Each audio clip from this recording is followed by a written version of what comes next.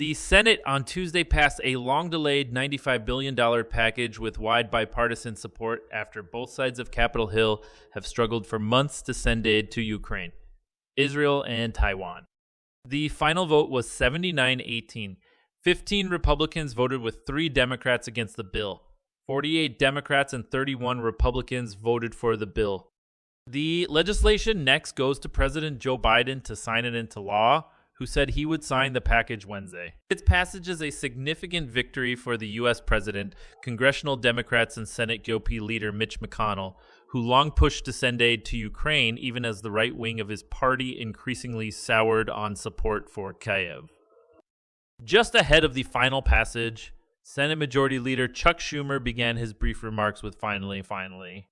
Tonight, may Vladimir Putin regret the day he questioned American resolve. He said, "The package ties together 4 bills that the House voted on separately in a rare Saturday session, providing nearly $61 billion in aid for Ukraine, over $26 billion for Israel, and more than $8 billion for the Indo-Pacific. The first 3 bills are very similar to the package that the Senate passed earlier this year, which House Speaker Mike Johnson had originally refused to bring to the House floor. The 4th bill increases sanctions on Russian assets and contains language that could lead to a ban on TikTok in the U.S. It gives Chinese parent company ByteDance roughly 9 months to sell TikTok, or the app will be banned from American app stores." Biden applauded the Senate passage of the legislation in a written statement.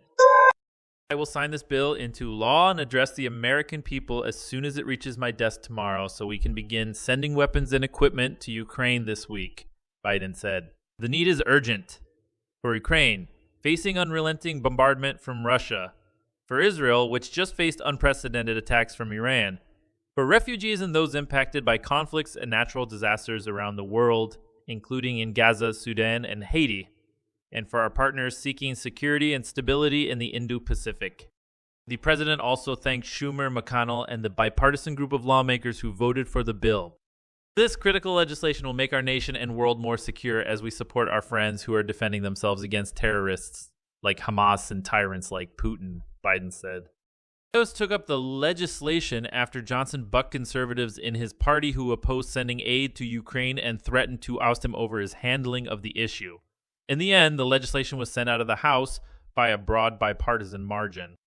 Aid for Ukraine and Israel has been stalled after House and Senate Republicans demanded action on border security first, leading to months of negotiations in the Senate on a border package tied to foreign aid.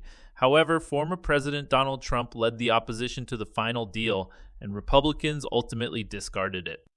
McConnell, who has consistently broken with his party over backing Ukraine, described Tuesday's vote as overdue and a test, and we must not fail it. "Here's what I know to be true. American prosperity and security are the products of decades of American leadership," McConnell said. "Our global interests come with global responsibilities. Healthy alliances lighten the burden of these responsibilities." Schumer took a victory lap following passage of the foreign aid legislation. "You can get things done, and I hope our Republican colleagues have learned that lesson, not to listen to the hard, right? But to try and work and get things done," the New York Democrat said in a news conference. Schumer defended not allowing amendments, including one by Vermont Sen.